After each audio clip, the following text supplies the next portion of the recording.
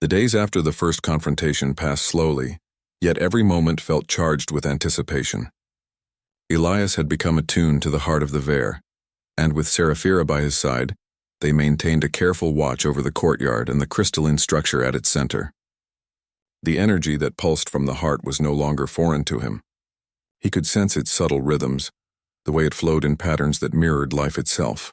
But even as he grew more confident, he knew the galaxy would not forget, would not forgive, and would not remain idle for long. Seraphira moved silently beside him, her glowing eyes scanning the horizon. She no longer looked like the lonely figure who had first spoken to him among the ruins. She carried herself with renewed strength, knowing that the presence of a human soldier beside her, one who understood the heart, added weight to her position. "They will return," she said softly. "The strike team was only a probe. Others will come and they will bring more than curiosity. They will bring intent to take what does not belong to them." Elias nodded, his mind heavy with the responsibility they now shared. "Then we need a plan," he said. "Not just to defend the heart, but to protect the truth about your people. Humanity doesn't know what's really here, and most of them won't care until it's too late." Seraphira's expression remained calm, but there was a faint edge of urgency in her voice. "Exactly. That is why we must act, Elias. We cannot hide forever. But we also cannot reveal the heart to a galaxy that would misuse it. The balance is delicate. One wrong move and centuries of secrecy and protection could be lost." The following days were spent in preparation. Elias learned more than just how to sense the energy of the heart. He learned how to manipulate it, to redirect its flow and to use it as both shield and guide. Seraphira watched him closely, offering instruction while keeping a watchful eye on the perimeter. Every sound in the courtyard, every flicker of light from the outer gates was a signal that danger approached. It was during the fourth day that the threat arrived in full force. From the horizon, fleets of human ships descended, engines roaring and troops spilling out onto the rocky terrain. Elias could sense the difference immediately. These were not mere scouts or a strike team. They were organized, equipped with heavy weaponry and advanced scanners. They were here to take the heart regardless of consequence. Seraphira's eyes narrowed and she stepped forward, raising her hand slightly as the energy of the heart responded.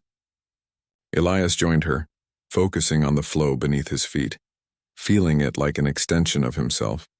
The courtyard hummed and vibrated, a living defense system waiting for the right moment. The human soldiers advanced cautiously, scanning for signs of life. They did not yet understand what they were facing, but Elias could feel their fear and determination mingling in the air.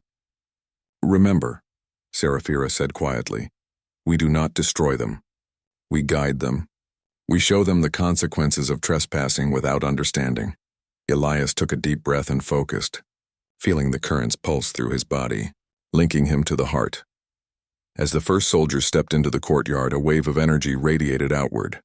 It was subtle but undeniable, shifting their balance, slowing their movements, making them hesitate. Elias could sense their confusion, their thoughts flickering between caution and aggression. He pushed the flow gently, guiding them back without harm, only creating a barrier that they could not bypass. The battle of wills continued for hours. The soldiers attempted to adapt, deploying explosives and advanced weaponry. But each attack was subtly countered by the heart's energy, guided by Elias's growing understanding. Seraphira moved alongside him, her power complementing his focus. Together they became a singular force, the ancient energy of the Vare amplified by human determination. During the chaos, Elias caught sight of the strike team leader from before, trying to move through a side entrance to reach the heart. Elias knew that man would stop at nothing to seize it. He concentrated, extending his awareness through the flow of energy, predicting the man's movements before they happened. When the soldier stepped into the courtyard, a controlled pulse of energy redirected him harmlessly, forcing him to stumble backward. Unhurt but completely off balance, Seraphira's voice rang clear and commanding. "Enough! Leave now and live to understand what you have seen." Her glowing eyes fixed on the retreating soldiers, and Elias could feel the pulse of her authority strengthening the heart, reinforcing the barrier. One by one, the soldiers withdrew, realizing that the force protecting the heart was not simply physical, but something far greater, an intelligence, a will, a purpose they could not match. As the last ship lifted off, the courtyard fell silent once more, filled only with the soft hum of the heart and the faint glimmer of energy flowing along the stone. Elias sank to the ground, exhausted but alive. His body ached and his mind was heavy with relief and disbelief. "We did it," he whispered, almost to himself. "We really did it." Seraphira stepped beside him, placing a hand gently on his shoulder. "Yes, Elias, but remember, this is only the beginning. Humanity will continue to search, to doubt, to fear what it does not understand. You have proven that courage and understanding can prevail, but the future will test us again." Elias nodded, understanding the gravity of her words. "Then we make them see, not just that the heart is here, but that your people, your legacy, is worth protecting, not destroying." Seraphira's eyes softened and she smiled faintly, the first true smile in what seemed like centuries. "Perhaps one day they will. Perhaps one day humanity will recognize the Veer not as monsters, but as guardians who sought to protect what is precious." The following weeks were spent in preparation for that day. Elias and Seraphira worked together to stabilize the heart, to create subtle defenses that could guide anyone who approached with curiosity rather than aggression. They built small messages into the energy itself, a signal that could communicate intent and discern those who sought knowledge versus those who sought power. It was a slow and meticulous process, but Elias found satisfaction in every pulse, every adjustment, every moment of understanding that passed between him and Seraphira. One evening, as the twin moons rose over the forbidden area, Elias looked around the courtyard. The ancient spires, the glowing rivers of energy, the massive crystalline heart at the center, they were no longer alien to him. They were home in a sense he had never expected to find, and beside him Seraphira moved with the calm grace of a ruler who had regained control over what was hers. A princess no longer alone. "You've changed," she said softly, her eyes glowing faintly in the moonlight. "The heart has recognized you, and so have I. You are no longer just a soldier. You are a guardian." Elias smiled faintly, feeling the weight and the honor of her words. "I never thought I would be more than a soldier," he admitted. "But this is bigger than any battle I've fought. It's about understanding, about protecting what others fear. It's about being human in a way I didn't know I could." Seraphira's smile widened slightly, and for the first time, Elias felt that centuries of isolation, fear, and misunderstanding were being bridged. "Humanity will see it someday," she said. "But until then we protect, and you will stand beside me, Elias. You will be a witness to the legacy of the Veer, and a bridge between two worlds." The days passed, and occasionally distant ships appeared on the horizon, scouts looking for what they could not fully understand. Each time Elias and Seraphira prepared, but now they were not afraid. They had learned to work together, to channel the heart's energy with precision and to guide intruders away without harm. Each encounter strengthened Elias's understanding and his bond with Seraphira, and the courtyard itself seemed to hum with approval, as though it acknowledged their efforts. One morning, as a gentle wind moved across the glowing spires, Elias realized something profound. The forbidden area was no longer a place of fear and isolation. It was a symbol of potential, of harmony between humanity and a lost civilization, and he, a single human soldier, had been given the chance to protect it, to learn from it, and to ensure that the truth of the Veer would not be lost to time and fear. Seraphira approached him, her hand resting lightly on his arm. "The galaxy is vast, Elias. There will be others who come seeking to claim what they do not understand. But now we are ready. We have proven that courage, understanding, and restraint can succeed where aggression fails. Humanity has the potential to rise to greatness, not just in power, but in wisdom. That is what I see in you." Elias looked at her, at the heart glowing behind her, and felt a warmth of purpose he had never known. "Then we continue," he said quietly, "until the galaxy learns, until they understand, until the legacy of your people is respected." Seraphira nodded, her eyes glowing softly. "Yes, Elias. Together we will show them that the Veer are not monsters. We will show them that humans too can rise above fear, and perhaps one day our worlds will meet in understanding, not conflict." The twin moons climbed higher in the sky, casting silver light across the courtyard. Elias felt the energy of the heart pulse beneath him, steady, alive, and patient. It was no longer a weapon nor simply a secret.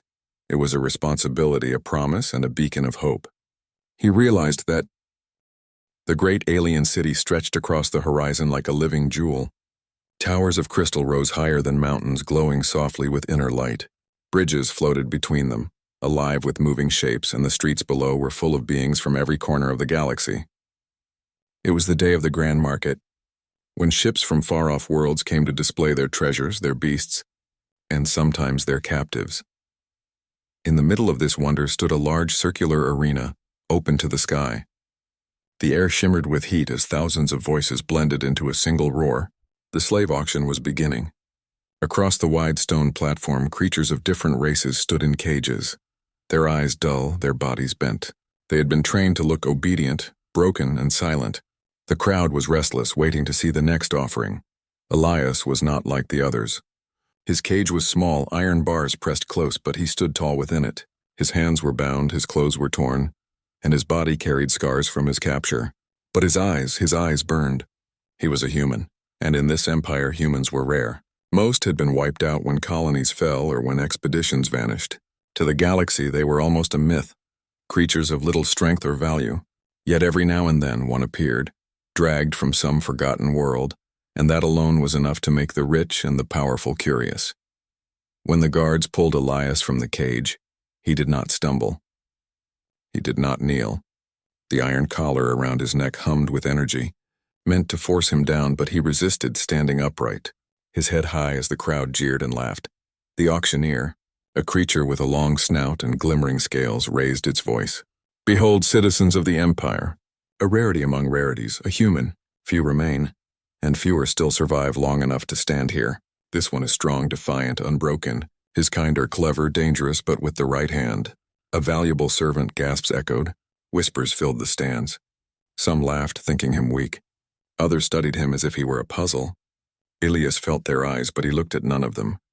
He stared instead at the sky above, a sky so strange compared to his lost home, and he told himself he would not kneel. Among the watchers sat Princess Serenia. She was young, not yet hardened by the cruel politics of her people. Her skin shimmered like pearl, her hair fell in silver waves, and her eyes glowed with a soft violet light. She had seen many slaves displayed before, creatures from across the stars, yet none had stirred her interest. They all looked the same to her, broken, empty, too willing to obey.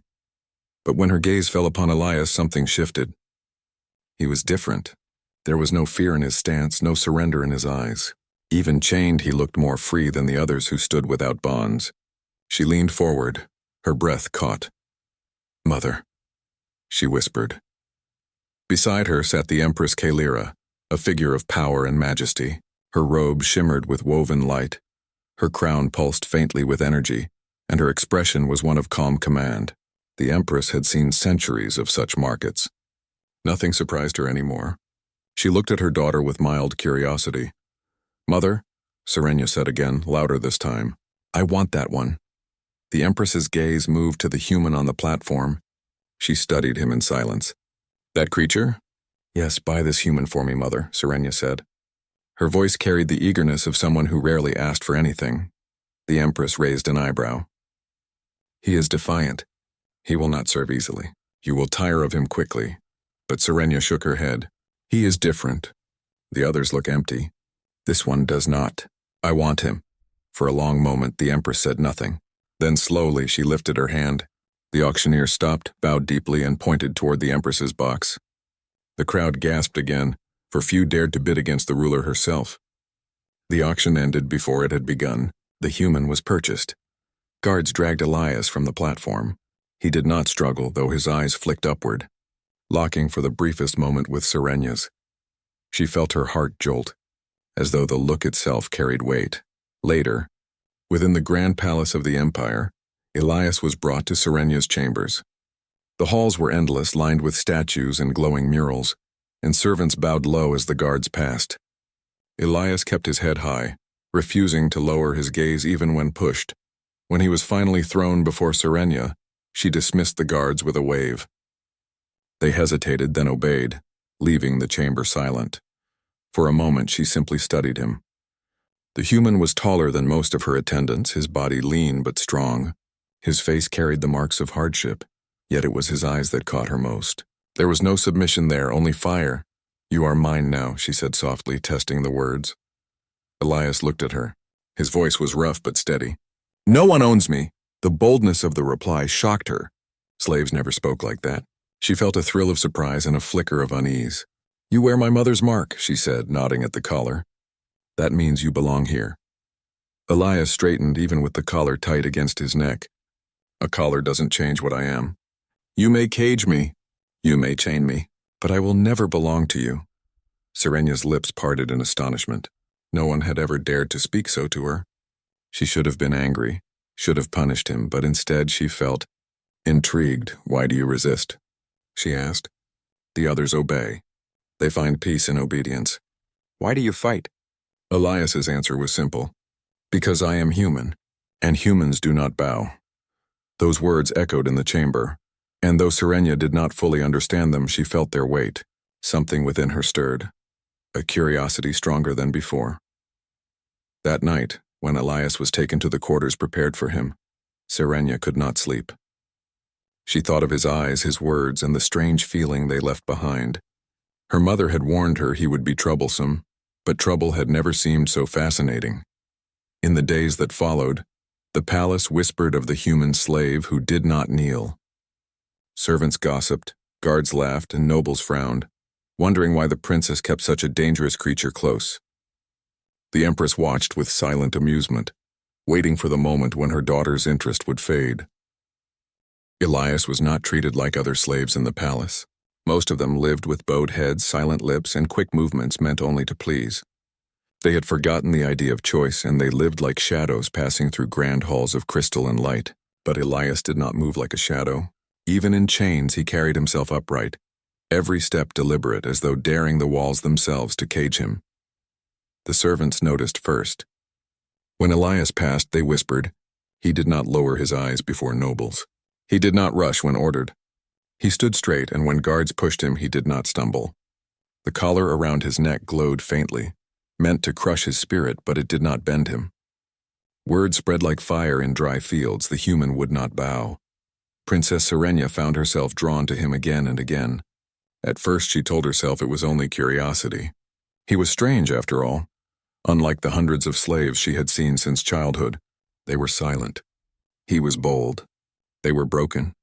He was whole.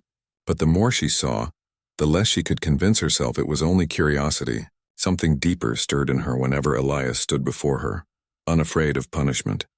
She visited him often in the chamber where he was kept. The chamber was large, filled with silken curtains, glowing stones that lit the walls, and soft couches. But Elias always ignored such things. He would stand by the window, looking at the alien sky as if he could see through it, beyond the stars, to a world that no longer existed for him. One evening, she entered quietly, hoping to catch him off guard. Yet without turning, Elias said, "You come to watch me again." She froze, then smiled faintly. "Do you always know when I am here?" "I know the sound of your steps," he replied, still gazing at the stars. "And even if I did not, I would feel it." "You are curious about me. You do not hide it well." Serenya moved closer. "Is that strange?" "You are not like the others." At last he turned, his eyes sharp but calm. "Not strange. Dangerous, maybe. Curiosity is how cages break." She tilted her head. "You call this a cage? My chamber is filled with beauty, comfort, luxury. Many slaves would beg to be here." "Then let them have it," Elias said. "To me, a golden cage is still a cage. The chains may shine, but they are chains all the same." The words unsettled her. She had never thought of her world in such a way. To her, the palace was home, the throne her family's gift, the empire her birthright. But when Elias spoke, she felt a thin crack forming in those truths, as though there was something she had never noticed. "Tell me," she said softly. "Why do you fight so hard? You could live in peace if you obeyed. The others do. They survive." Elias's voice grew firm. "Survival without freedom is not life. You ask why I fight? Because my spirit is not yours to own. Because no one can command my heart. Because if I bow, I betray everything my kind has ever stood for." She frowned, confused. "Your kind? Humans?" "Yes," Elias said, his chest rising. "We are weak compared to many. We bleed, we break, we die. But we endure, we resist. Even when everything is taken, we rise again. That is what it means to be human." The word struck her like a storm. She had never heard a slave speak with such pride. Pride was dangerous. Pride could inspire. Yet instead of fear, she felt admiration. Over the next days, Serenia questioned him often. She asked about his people, his lost world, his history. Elias answered in fragments. He told her of green fields and blue skies, of seas that stretched without end, of mountains taller than any palace tower. He spoke of families who laughed together, of songs sung in the dark to give courage, of revolutions where common people had stood against kings and empires. Serenia listened in silence, her violet eyes wide. Her world was filled with obedience, tradition, and order. The idea of people rising against rulers seemed impossible, almost mad. Yet Elias spoke of it as though it was natural, even noble. "On my world," he said one night, "we were taught that no man or woman was born above another. We fought wars to prove it. We built nations on that belief, even when it was hard, even when we failed. Again and again we stood up. But you were conquered," Serenia whispered. Not to mock him, but to understand. Elias's gaze grew dark. "Yes, we lost colonies. We were scattered. But hear me, princess. Being defeated is not the same as being broken. You can kill us, enslave us, bury us in chains, but you will never own us." "Not truly." His words stayed with her long after she left his chamber. She dreamed of humans standing against giants, of voices raised against thrones, of men and women who chose death over chains. The stories Elias told painted pictures in her mind, brighter than the murals on her palace walls. The palace itself began to change in small ways. Servants who once shuffled silently now glanced toward Elias with hidden smiles. Guards who mocked him at first now hesitated, their laughter quieter when he passed. His refusal to kneel was like a spark in dry wood. Others felt it even if they did not speak. The Empress, of course, noticed. She was too wise not to. One afternoon she called Serenia to her throne room. The great hall was vast, its ceiling lost in shadow, its walls lined with alien fire that burned without smoke. The Empress sat high above, her crown glowing faintly.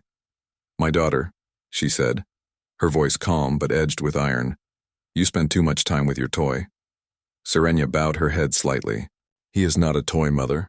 The Empress's eyes narrowed. "Then what is he?" "He is a slave. An animal in a collar. You asked me to buy him, and I did. But already I see the danger. He resists, and in resisting he inspires. That cannot be allowed." Serenia's chest tightened. "You would destroy him?" "If necessary," the Empress said coldly. "A fire, even small, can burn a forest. Remember that." Serenia left the hall with her thoughts heavy. She knew her mother was right in one sense. Elias was dangerous. But he was also something more. He was a window into a world she had never known, a mirror that showed her the cracks in her empire's perfect surface. That night, she returned to Elias. He looked at her once and said, "She will kill me, won't she?" Her breath caught. "How did you know?" "I see it in the eyes of her guards," he said simply. "I hear it in the silence around me. But it doesn't matter. Death is nothing. Chains are worse." Serenia's heart ached. She wanted to argue, to tell him he was wrong, but deep inside she knew he was right. For the first time in her life, the princess felt torn. Her world had always been clear: loyalty to her mother, loyalty to the empire, obedience to tradition. But now another voice filled her mind, the voice of a human who refused to bow. And as the days passed, she began to realize that Elias was not the one in danger of breaking. The days passed slowly in the palace, but for Elias, each one brought a new challenge. The humans had always survived by thinking, by questioning, by finding clever ways where strength alone could not save them. In a palace of alien customs, such lessons were more valuable than any weapon. He noticed small things. The way guards changed shifts, leaving certain hallways less watched. The way some servants avoided the central courtyards during busy hours, whispering in hidden corners. The aliens did not understand human curiosity. They assumed chains would quiet the mind. Obedience would crush the spirit. But Elias had a mind unbound, and with each passing day he began to test the limits. Serenia watched him from afar, often hiding behind doors or within shadows, careful not to draw attention. She saw him observe the palace, note patterns, memorize routes, and speak quietly to the servants who dared approach. Some of them came to him at night speaking in hushed tones. They did not kneel and they did not fear him. He spoke not as a master but as a human who had learned to survive by understanding the world and the people in it. One night, as the twin moons of the alien world hung low and silver in the sky, Elias gathered the servants quietly in a hidden chamber deep beneath the palace. They crowded in, their eyes wide with fear and curiosity. "You do not have to obey blindly," Elias said, his voice calm but firm. "Chains may hold your body, but they cannot hold your mind. You can move. You can think. You can resist in ways they will never expect." A small murmur went through the group. One young servant, trembling, asked, "But if we try, they will punish us. We will be destroyed." Elias stepped closer. "Yes, they may punish you, but what is life without choice? To live only as a shadow of someone else is not survival. It is dying slowly." Some of the servants looked at each other nervously, but others nodded. Slowly, the seed of courage began to grow, and Elias knew it. He had seen it in the way their shoulders lifted slightly when he spoke, in the sparks of defiance hidden behind their fear. Meanwhile, Princess Serenia found herself torn. Her mother's warnings echoed in her mind. A fire, even small, can burn a forest. Yet whenever she thought of Elias, she could not see danger alone. She saw possibility.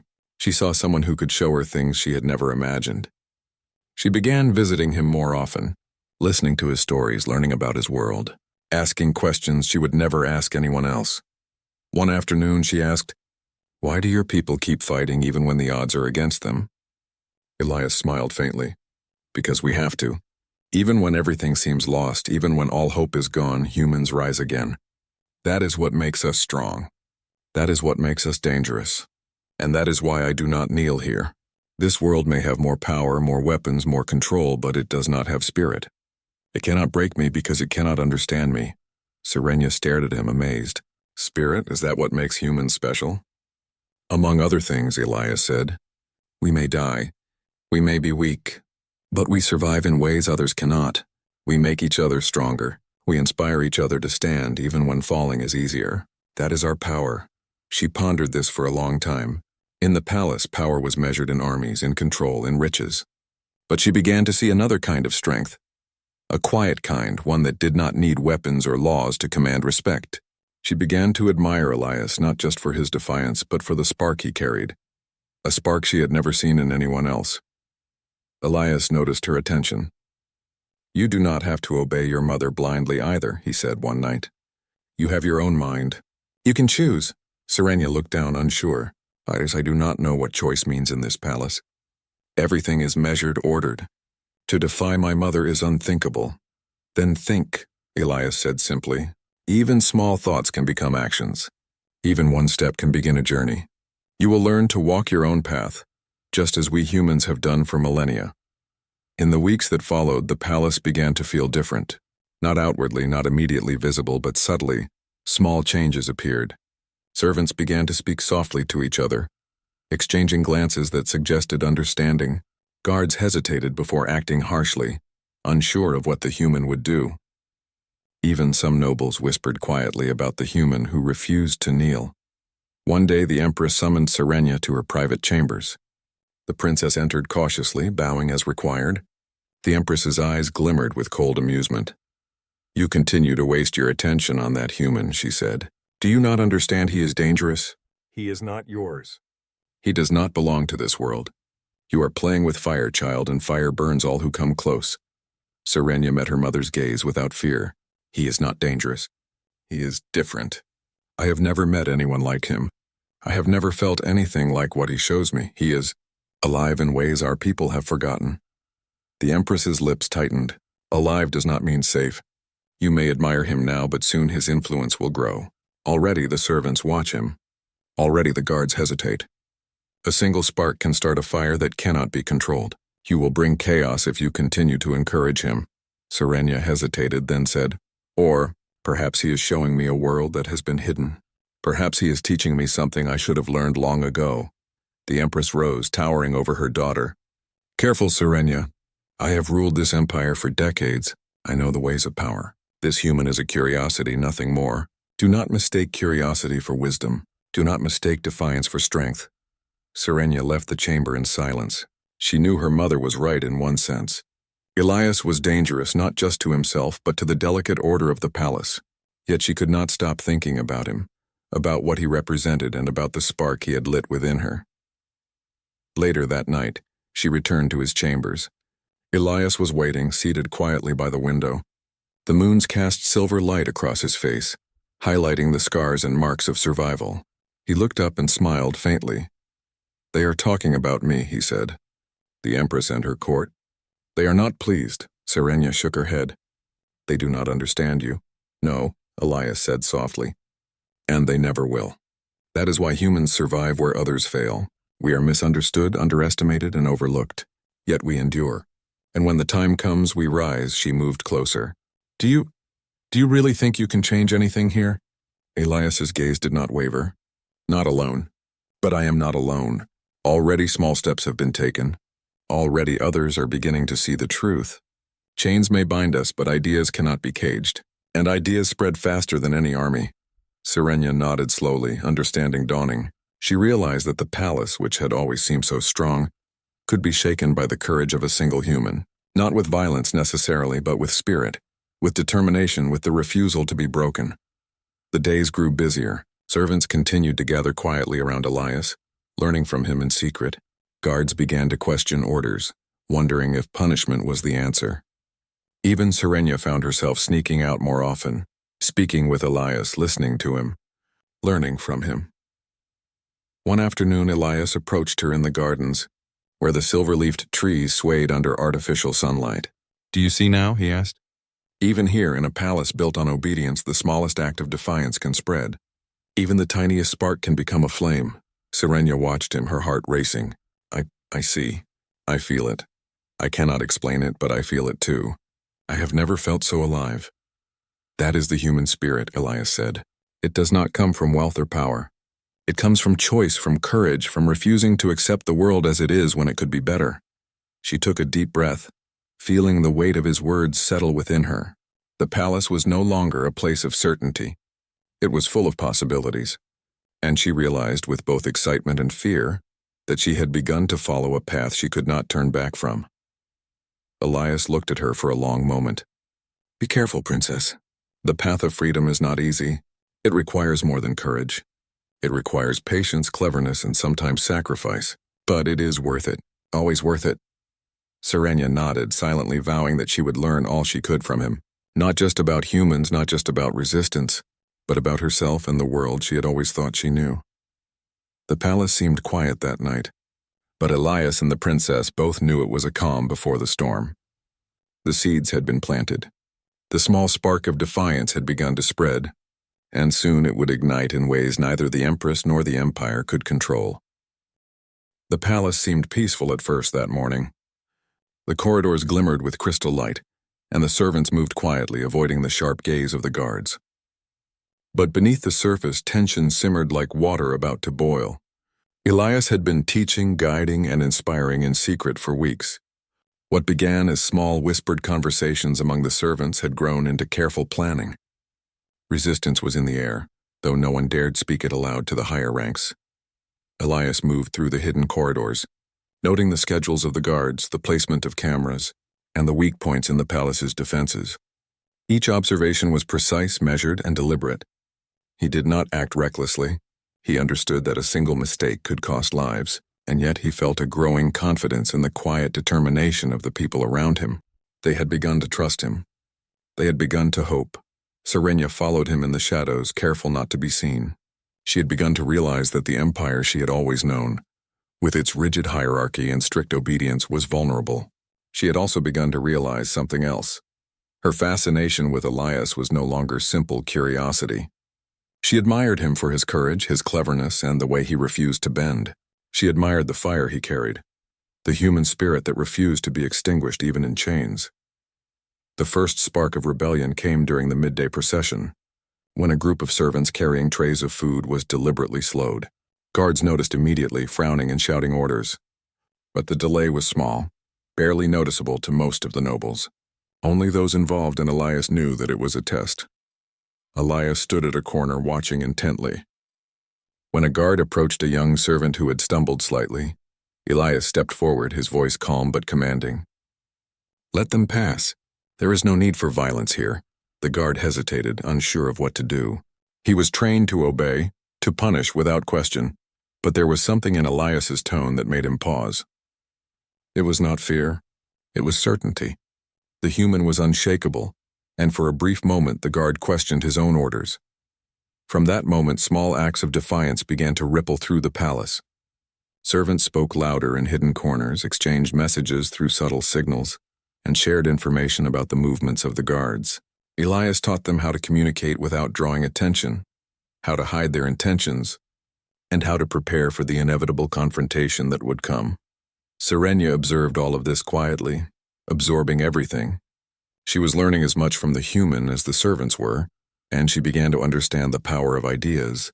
The palace had relied on control, fear, and obedience for centuries, but Elias was showing her that one spark could illuminate the cracks in even the strongest walls. One evening, after the sun had set and the artificial lights bathed the halls in a soft glow, Elias called a meeting in a secluded chamber. Servants gathered, their eyes wide with anticipation. Elias's voice was steady and firm. "The time is coming," he said. "We will face a test soon, and we must be ready. Not all of you will fight with weapons. Some will fight with knowledge, with observation, with patience. But each of you has a role. Every small act matters." A young servant, trembling slightly, asked, "And what if we fail? What if the Empress discovers us?" Elias looked at him with calm determination. "Then we learn and we try again. Humans have failed countless times, and yet we rise each time. Failure is not the end. It is a lesson." Serenia's heart raced as she listened. She knew the risk, but she also knew that something extraordinary was happening. The human, a creature her people had long underestimated, was inspiring hope and courage where none had existed. The day of confrontation arrived unexpectedly. A high-ranking official had decided to punish Elias for a minor infraction, believing it would teach the other servants a lesson. He ordered Elias to the central courtyard, surrounded by guards and watched by nobles. The courtyard was vast, lined with marble pillars and filled with the light of a harsh sun. Elias walked calmly, his hands bound but his head held high. The guards pressed close, expecting compliance. The crowd murmured in anticipation, certain that the human would break under the pressure. When the official raised his hand to strike, Elias spoke. His voice rang clear, cutting through the noise. "I am not yours to punish." The words caused a ripple through the crowd. The guards faltered, unsure how to respond to such defiance. Elias took a step forward, his eyes meeting those of the officials. "You can cage me, you can bind me, but my spirit is free. And the spirit cannot be caged." A hush fell over the courtyard. For the first time, many of the watchers realized that the human was unbroken. His courage was not for show. It was real. And it was contagious. Small acts of rebellion erupted almost immediately. Servants who had been hiding in the shadows shouted warnings, moved supplies, and distracted the guards. Guards who had begun to question their orders now refused to act against Elias. Even some nobles stepped back, uncertain of what to do. Serenia moved quickly, positioning herself beside Elias. "Stay calm," she whispered. "We can get through this together." Elias nodded, his eyes scanning the courtyard. Trust in the people. Trust in the human spirit. The confrontation grew chaotic. The official tried to assert control, but his commands were ignored. Guards argued among themselves, some moving to protect the human, others frozen in uncertainty. The palace, for all its order and precision, was unraveling in a single human-driven moment of defiance. Elias moved with careful strategy, guiding the servants and alerting them to the movements of the guards. He was not fighting with brute force. He was using observation, timing, and intelligence. Every action was calculated, every decision designed to maximize the effect of courage over violence. Serenia watched in awe as the rebellion unfolded. She realized that the human spirit was not just about bravery or strength, it was about influence. One person, acting with clarity and determination, could inspire others to rise in ways that no empire could fully control. The chaos continued for hours. Guards were disarmed or distracted, servants moved supplies and information, and the courtyard became a theater of defiance. Elias remained calm throughout, his presence a steady anchor amid the storm. His words, actions, and courage spread like wildfire, reaching everyone in the space and igniting a sense of possibility that had long been suppressed. Finally, as the sun dipped below the horizon, the immediate confrontation ended. The officials retreated, humiliated and uncertain, while the guards and servants regrouped. Elias stood tall, surrounded by those who had chosen to follow him. and Serenia stood beside him, her mind racing with realization. "You have changed this place," she said softly. "No," Elias replied. "We have begun to change it. The palace, the empire, and even your mother's rule are not yet broken. But the first steps have been taken, and once the first step is taken, the path cannot be undone." Serenia nodded, understanding for the first time the full impact of his presence. She had been drawn to him before for curiosity and fascination, but now she saw clearly that he was a force of change, a symbol of the human spirit that could not be caged, chained, or ignored. The night was quiet, but the palace was no longer the same. Whispers of defiance had spread further than anyone realized. Servants who had once moved silently now exchanged glances of understanding. Guards who had blindly obeyed orders now hesitated. And for the first time, even some nobles wondered if their careful world of control was truly unbreakable. Elias and Serenia met in the quiet of the gardens, where silver-leafed trees swayed under the artificial sunlight of the night sky. The moons reflected on the surface of the small fountain, casting dancing lights across their faces. "The first wave is done," Elias said, "but this is only the beginning. There will be challenges, dangers, and choices that must be made, and some will be difficult. Very difficult." Serenia looked at him, determination in her violet eyes. "I'm ready. I want to learn. I want to help." Elias smiled faintly, a mixture of pride and acknowledgement. "Then you will see that freedom is not given. It is earned. And it is earned together." The palace, silent beneath the twin moons, held its breath. The first wave of rebellion had passed, but the fire had been lit. And soon that fire would grow, fueled by courage, determination, and the unbreakable spirit of one human who refused to bow.